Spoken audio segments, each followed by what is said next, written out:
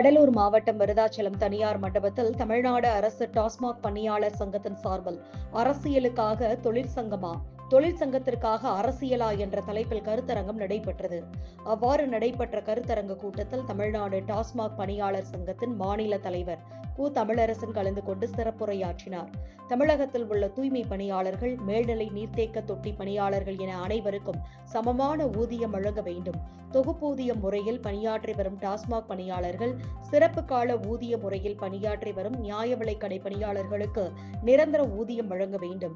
அங்கன்வாடி பணியாளர்களுக்கு பதவி உயர்வு நிறுத்தப்பட்டுள்ள நிலையில் அவர்களுக்கு பதவி உயர்வு வழங்கி நிரந்தர ஊதியம் வழங்க வேண்டும் உள்ளிட்ட 15 அம்ச கோரிக்கைகளை வலியுறுத்தி வருகின்ற அக்டோபர் மாதம் திருச்சியில் மாபெரும் உண்ணாவிரத போராட்டத்தில் ஈடுபட போவதாக அறிவிப்பு வெளியிட்டுள்ளனர். தூய்மை காவலர்களுக்கும் தூய்மை பணியாளர்களுக்கும் ஒரே ஊராட்சியில் பணியாற்றினாலும் ஒரே வேலையை செய்தாலும் வித்தியாசமான சம்பளம் இருக்கிறது. சமமான சம்பளம் வேண்டும். மேல்நிலை நீர்த்தேக்க தொட்டி பணியாளர்களுக்கும் 2 விதமான சம்பளம் வழங்கப்படுகிறது. ஒரே விதமான சம்பளம் வழங்க வேண்டும்.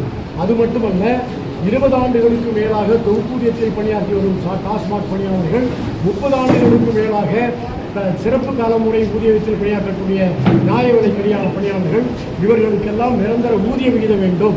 சத்துணவு பணியாளர்கள், அங்கன்வாடி பணியாளர்களுக்கு பதவி உயர்வுகள் நிறுத்தப்பட்டுள்ளன. அவர்களுக்கு நிரந்தர ஊதிய விகிதம் மறுக்கப்பட்டு வருகிறது. இந்த கோரிக்கைகளை நிறைவேற்ற வேண்டும். அது மட்டுமல்ல, சரியான எடையில் பொருள்களை ரேஷன் கடைகளுக்கு அரசாங்கம் கொடுக்காமல் ரேஷன் கடை பணியாளர்கள் மக்களுக்கு சரியான எடையில் பொருளை கொடுக்க வேண்டும் என்ற முரண்பாடான உத்தரவை உடனடியாக தடுத்து நிறுத்தாவிட்டால் தமிழகமே கொந்தளிக்கக்கூடிய போராட்டம் நடைபெறும் என்பதை தமிழக அரசிற்கு தெரிவித்துக் கொள்ள கடமைப்பட்டுள்ளோம். ஓகே ஐயா, இப்போ தேர்தல் கொடுத்தவங்க வாக்குறுதிகளை நிறைவேற்றாங்களா? வாக்குறுதிகள் நிறைவேற்றப்படவில்லை.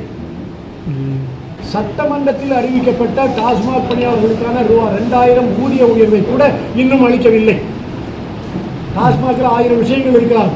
ஆனால் உழைத்தவனுக்கு கொடுக்க வேண்டிய அரசாங்கமே ஏற்றுக்கொண்டு உயர்த்திய அந்த 2000 ஏன் வழங்கவில்லை என்பது புரியவில்லை.